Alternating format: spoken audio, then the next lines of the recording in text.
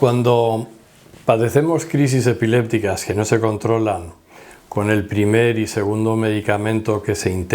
utiliza de forma correcta, podemos ya considerar que se trata de una epilepsia refractaria. A veces esa palabra asusta y no todas las epilepsias refractarias son graves. Se puede tener una epilepsia refractaria leve, con crisis leves, infrecuentes. Pero es bueno que identifiquemos esa situación porque cuando alguien tiene crisis epilépticas que continúan a pesar de la medicación,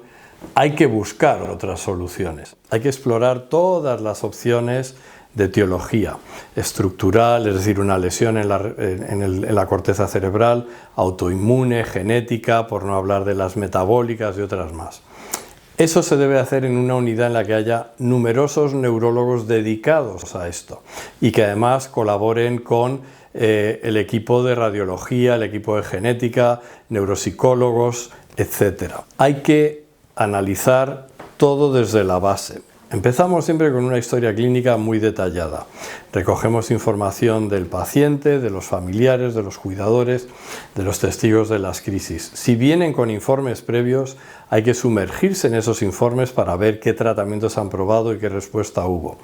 Nos gusta revisar las imágenes de resonancia magnética por nosotros mismos y no que nos digan es normal o he visto tal cosa, porque a veces vista con otros ojos en el contexto clínico encontramos algo que no se le dio importancia. Es importante hacer estudios de electroencefalografía prolongados y con electrodos adicionales. Con frecuencia los estudios de electroencefalografía son demasiado cortos y no incluyen las diferentes fases de un día o no incluyen electrodos en zonas temporales inferiores, otras regiones que pueden ser importantes en algunas personas. Muchas veces hay que repetir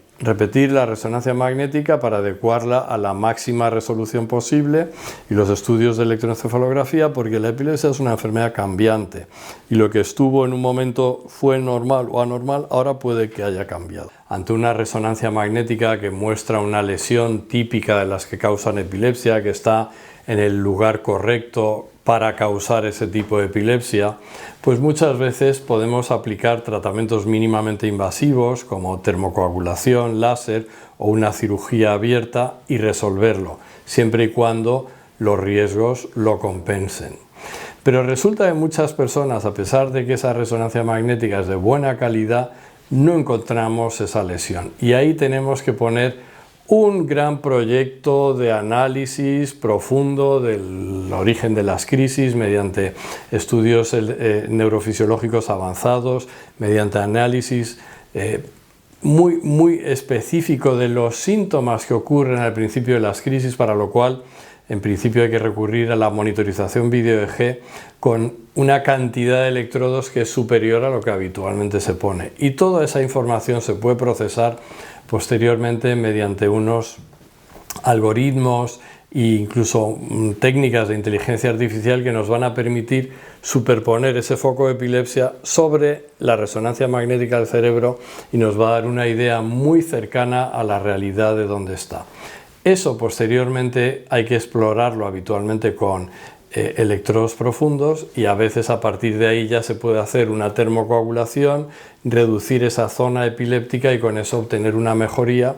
que nos va a apoyar que vamos por el camino correcto, que hemos encontrado el foco, puesto que ha mejorado al destruir una parte de él y que en un siguiente paso se podría o insistir con más electrodos profundos o con láser o con una cirugía abierta. Así que la pregunta, ¿se puede operar esta epilepsia? Conviene hacerla pronto para no perder años de vida productiva y feliz en la que uno puede incorporarse a la sociedad normal. Realmente, si han fallado 2 fármacos, es muy poco probable que consigamos con los siguientes fármacos una mejoría suficientemente alta como para que merezca la pena seguir probando medicinas. La cirugía y este tipo de intervenciones ha ido mejorando a lo largo de los años, con lo cual hoy en día nos estamos encontrando personas que sin cumplir esa definición de epilepsia refractaria sería tan fácil curarles, que lo estamos haciendo incluso cuando las medicinas funcionan,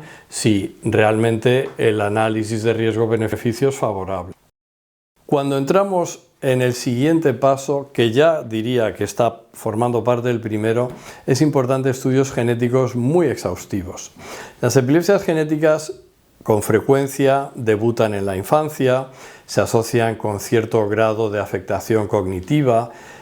pero antiguamente se englobaban todas como epilepsia y discapacidad intelectual. Hoy en día conseguimos encontrar las diferentes causas genéticas, que muchas veces son variantes en genes relacionados o con la conducción nerviosa, con la unión entre las neuronas, con la proliferación de las neuronas, con el intercambio de sodio, potasio, cloro, iones a través de la membrana neuronal, generando potenciales eléctricos. Todo esto regulado por proteínas que, cuando hay una anomalía en el gen que codifica esa proteína, dan lugar a que las neuronas no funcionan bien y con frecuencia a estas epilepsias genéticas de inicio en la infancia y que desarrollan alteraciones cognitivas y que también las llamamos encefalopatías epilépticas y del desarrollo. Bien, localizar, identificar el gen que tiene esta variante es muy importante, porque hoy en día contamos con terapias dirigidas ya disponibles que vienen a veces de reposicionamiento de fármacos que antiguamente se abandonaron y ahora se están utilizando para tratar la epilepsia, como es el caso del cannabidiol y la fenfluramina, o fármacos que se estaban usando en otra epilepsia y ahora lo usamos para otras que antes no sabíamos que se iban a beneficiar, como puede ser el estiripentol. Otros fármacos que se han usado para temas cardiológicos o de tensión arterial y que sirven también para la epilepsia. Eso se llama reposicionar fármacos. En general, lo mejor es hacer un exoma en trío, que es analizar las variantes genéticas de la persona, del paciente, y compararla con sus progenitores, porque estamos buscando lo que se conoce y lo desconocido. Si yo solamente analizo la genética de una persona con la enfermedad, solo la voy a poder comparar con lo que ya se conoce sobre esa enfermedad. Pero si la analizo y la comparo con la de sus progenitores, me voy a encontrar a veces variantes que no tienen ni el padre ni la madre, que no tienen la enfermedad y que son mutaciones espontáneas, variantes que han surgido de forma espontánea en el desarrollo embrionario. Y eso tiene mucho valor, sobre todo si luego analizamos en las bases de datos la función de ese gen y encontramos que es un gen importante para el funcionamiento normal neuronal. Pero es que además, y gracias a Internet, muchas veces aprendemos de los pacientes, porque ellos han creado sus grupos de patología, ¿no? Pues el grupo de KCNQ2, de SCN8A, SCN2A, y han intercambiado información y nos cuentan los propios pacientes que saben de alguna familia, alguna persona que en otro lugar del mundo mejoró con tal medicamento, y eso lo podemos extrapolar y aplicar al paciente, a la persona que estamos viendo a nosotros, porque realmente es muy complejo toda la corteza cerebral y en esa complejidad el establecer esto va a ser así y predecir el futuro, sobre todo cuando desconocemos tanto de una enfermedad, no lo podemos hacer. De hecho, creo que muchas veces hemos aprendido de los pacientes lo que nos han contado, pero es que además empiezan a integrarse grupos de pacientes con enfermedades infrecuentes que llamamos raras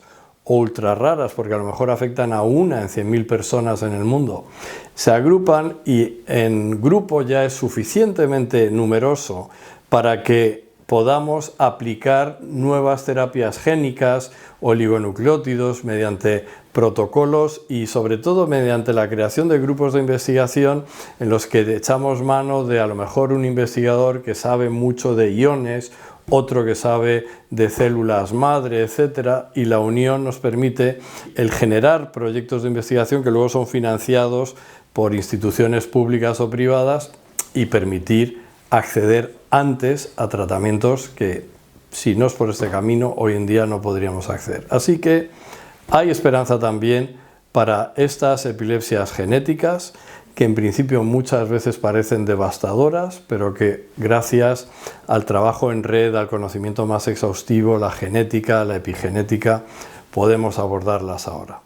Y por ejemplo, no hemos hablado de las epilepsias autoinmunes. A veces el origen de una epilepsia es una reacción del sistema inmunitario contra el propio sistema nervioso de una persona. En ese caso tenemos que buscar anticuerpos que cada vez estamos identificando más y que a lo mejor hace 10 años no conocíamos y ahora sí conocemos, y que explican algunas formas de epilepsia que normalmente tienen un inicio muy explosivo, con crisis muy frecuentes en un mismo día, cambios de conducta que suelen aparecer en niños previamente sanos o ya en adultos. Y en este caso aparece la anomalía autoinmune o no aparece, porque todos sabemos que no siempre se puede identificar la causa, pero tratamientos autoinmunes con inmunomoduladores ante la sospecha clínica podemos ponerlos en marcha y obtener mejorías. Hay una parte fundamental que es la que los médicos sabemos hacer mejor, que es si nos dan los recursos adecuados y tenemos el conocimiento adecuado, como la unidad del Hospital Ruber Internacional, encontrar la causa y proporcionar el mejor tratamiento posible, que puede ser quirúrgico, fármacos, modulación del sistema inmunitario, dieta cetogénica, y tenemos que tener todo el abanico. No podemos usar solo una técnica y reducir a todos los pacientes a que prueben esa técnica, porque esto es una enfermedad compleja, con muchas caras, y cada persona necesita un tratamiento a la medida.